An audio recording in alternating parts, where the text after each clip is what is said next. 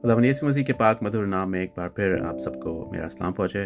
अजीज़ों, आज हम सीखेंगे कलाम मुक़द्दस से कि what is prescription and what is description in the Bible. आखिरकार तजवीज़ और तफसीर है क्या। अजीज़ों, जब हम कलाम मुक़द्दस के स्टूडेंट होते हैं तो हमें एक बात याद रखने की ज़रूरत है कि कलाम मुक़द्दस में जो कुछ भी कलम बंद किया गया है वो एक डिस्क्रिप्शन भी है और वो प्रिस्क्रिप्शन भी है, लेकिन हर बार ऐसा नहीं है। मैं आपकी तवज्जो एक हिस्ट्री की जानिब लगाना चाहूँगा। एक बादशाह गुजरा था हिस्ट्री में, मेनेलिक II, और ये इथोपिया का एम्परर था 1889 में। उसका ये दावा था कि वो सुलेमान और शिबा का डायरेक्ट डिसेंडेंट है, जबकि कलाम मुक़द्दस कोई ऐसी बात नहीं करता। कलाम मुक़द्दस में ये ज़रूर मरकूम है कि शिबा सुलेमान से मिलने गई।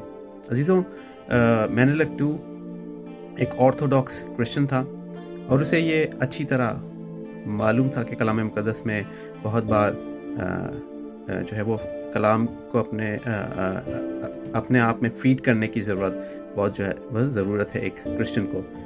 उसे ये आयत भी याद थी कि मत्ती 4 और 4 बाब, जहाँ पे लिखा है कि आदमी सिर्फ रोटी ही से ना जीता रहेगा बल्कि हर उस बात से जो खुदा के मुंह से निकलती है। अजीज़ों, उसने शायद कलाम की ये वर्स भी पढ़ी थी जिसमें यर्मिया 15 बाब और उसकी 16वीं आयत में कि your word were found and I at them. और उर्दू में ये एक वर्स इस तरह से है कि तेरा कलाम मुझे मिला और मैंने उसे नोश किया, मैंने उसे खाया। अजीज़ों, मेनेलिक का प्रॉब्लम ये था कि वो इस बात को डिस्टिंग्विश नहीं कर पाया था कि कब और किस वक्त कलाम की बातें हमें जो है वो लिटरली लेनी है या कब और कलाम की बातें हमें फिगरेटिवली लेनी है। बताता चलूँ कि जब कभी मेनेलिक बीमार पड़ता था तो वह कलाम मुक़द्दस का पर्चा या पन्ना फाड़ कर उसे खा जाया करता था। अजीज़ों, एक दिन की बात है कि वो बहुत ज़्यादा बीमार हुआ और उसने अपने सर्वेंट्स को कहा कि पहली और दूसरी सलातीन की किताब लाई जाए ताकि मैं उसे खाऊं और मैं बेहतर महसूस करूं। अजीज़ों, उसने पहली और दूसरी सलातीन की किताब खाना शुरू की और ये सिलसिला ख़त्म भी ना हुआ कि वो गिर कर मर गया। एक और एग्जाम्पल आपके सामने शेयर करना चाहूँगा उन 7 फ़िलिपीनियों की, जो कि कुछ सालों पहले की ये सच्चा वाक़या है।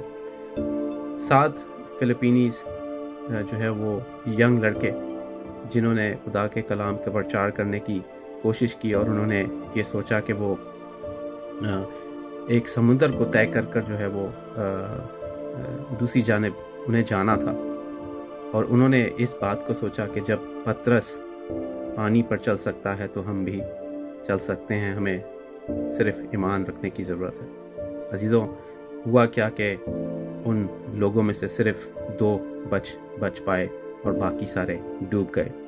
सो अजीज़ों, मैं दोबारा अपने टॉपिक पर आता हूँ कि what is description and what is prescription in the Bible. अजीज़ों, प्रिस्क्रिप्शन ये है कि एग्जाम्पल, हमें एक आइडिया दिया गया है, हमें एक जो है वो एक एग्जाम्पल दी गई है कि हमें ऐसा करना है। उसके अब ये एग्जाम्पल मैं आपसे देना चाहूँगा कि यीशु मसीह ने जब बपतिस्मा लिया तो ये एक प्रिस्क्रिप्शन भी है, ये एक डिस्क्रिप्शन भी है, यानी कि ये एक तजवीज़ भी है और ये एक तफसील भी है। अजीज़ों, ऐसा हमें भी करने की ज़रूरत है। लेकिन जब हम देखते हैं अमाल की किताब 5 बाब और उसकी 17वीं आयत में, जहाँ पौलुस ने अपने सर को मुंडवाया था, ये एक प्रिस्क्रिप्शन नहीं, ये एक डिस्क्रिप्शन है।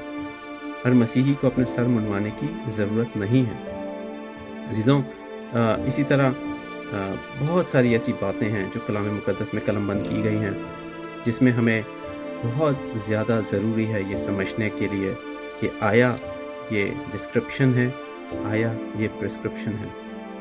खुदा चाहता है कि जब हम खुदा के कलाम को गहरे में सीखें तो खुदा का रूह आपको और मुझे गाइड करे।